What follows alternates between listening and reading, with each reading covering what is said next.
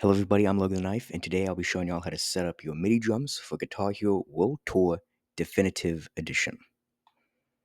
Step 1. Download the fucking game. Now I know most people watching this video already have the mod set up on their system, now they want to get drums working, but for those of you who do not, it's a very simple thing. Just go to the website, I'll have the website linked in the description, you should be able to figure everything out from there though. Now on to Step 2. La drums. Now, I'm going to assume that most people watching this video has their eKit set up. Now, you're going to want to connect your eKit to your PC. Now, there's two ways to do this, via MIDI or USB connection. If your module only has MIDI, you're going to need to get a MIDI to USB converter. I can't speak on the quality of these things, but you can get them for a pretty decent price. The easiest way and the way I connect is via USB. I have to use a printer cable because that's the connection point on the back of my module. Yours could just be straight USB-C though. But once you connect it to your PC, you're going to want to get two different softwares, which takes us to Step 3, the shitty fucking software. Alright, if you hear a fan going on behind me, it's because it's really hot today and I need to have my fan on or I'm gonna melt. Alright, so you're going to want to install all the things that I have listed in the description. You're going to want to install X360CE, the 4.17 version. You don't want to use the 32-bit or 64-bit version because, well, this is a 32-bit game. The version 4.17 is for all things and is the newest version. Everything before that is outdated and will not work. I have tried to get them working, they don't. Now, next you want to get MIDI Drum Hero up and running, and VJoy. Make sure you get VJoy first working. Just go in, install VJoy, it's going to work. Now, download and install MIDI Drum Hero, and this is what you're going to see when you first boot up MIDI Drum Hero. You're going to see this dashboard. Of course, with all these, fancy, 3831, 4832, 3833, nothing like that. You're going to want to select your drum kit. Me, since I'm using an Alesis, I will select an Alesis because that's what shows up for me. Now, it's going to be different for you. Same thing with these MIDI numbers, most likely. If you have a Zildjian kit, it's going to say Zildjian, Alchemy, whatever the fuck. If you have a Simmons, it's going to say Simmons, yada yada yada, whatever model you have. Now go into monitor. That's the next step. Now in monitor, smack one of your drums. I suggest going with the snare drum first. And you will see MIDI note 38, and this is, don't worry about this. This doesn't matter. What matters is MIDI note 38. And if you go up here, you see the MIDI number is 38 here. Now I'm going to remove my drum pad 6, and I'm going to show you exactly what to put in. This is for my kick drum, obviously. It says MIDI note 36. I'm going to get new drum pad. Go over to your keyboard. You see this one says MIDI number? Put in the number.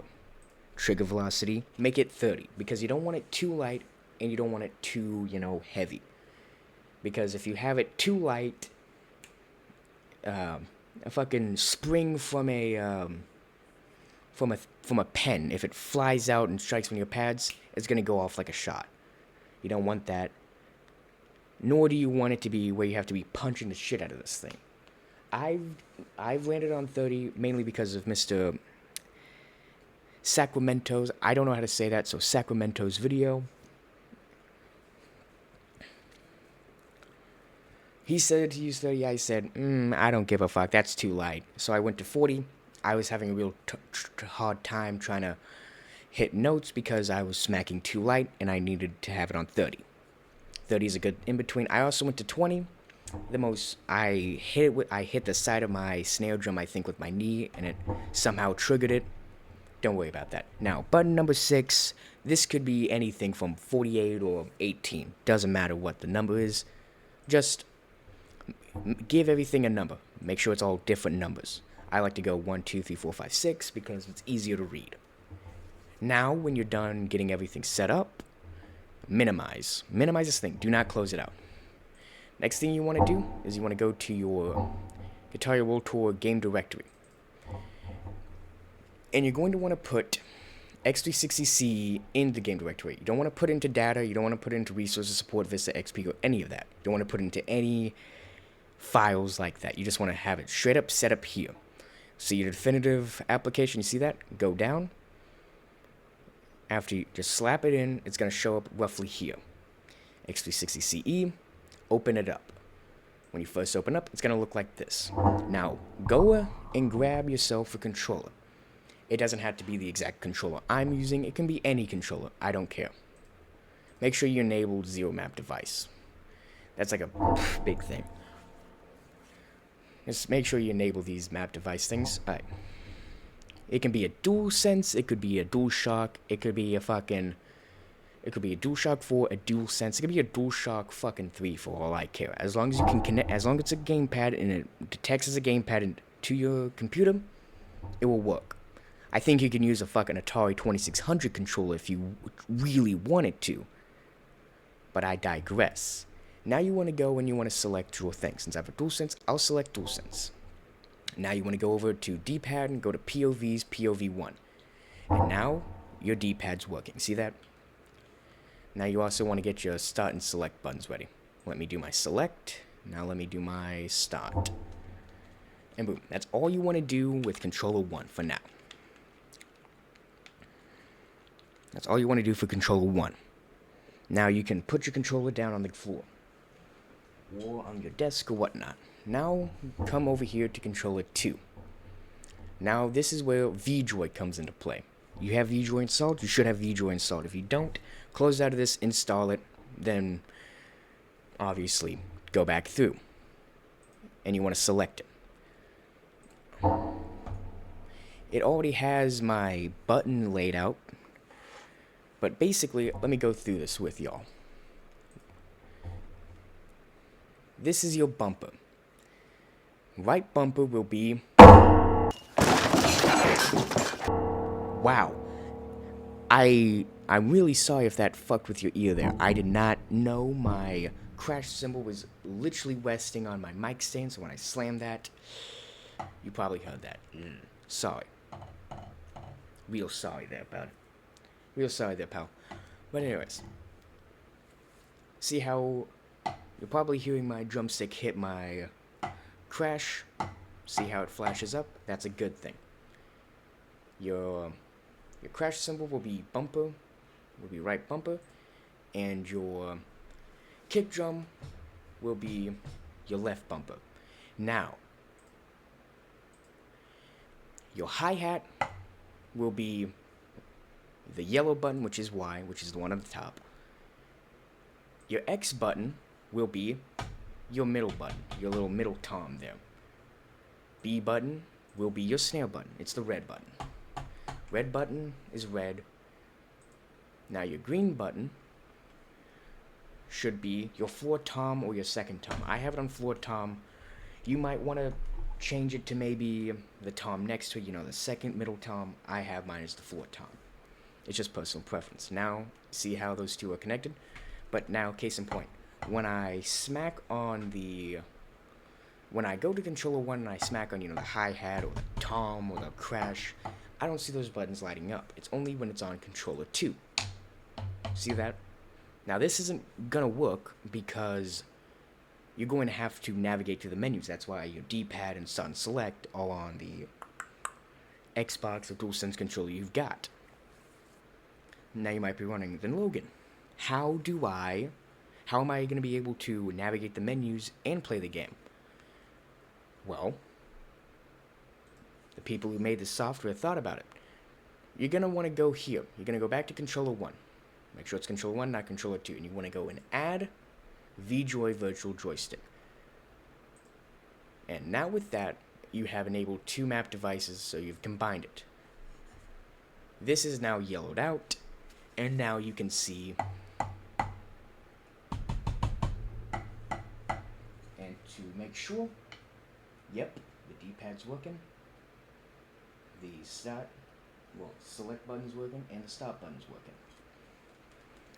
I don't know if y'all heard that last bit, but sun selector working and the D-pad's working, as you can see. Now, minimize it. Now, go to the game. Go to the game. This will show.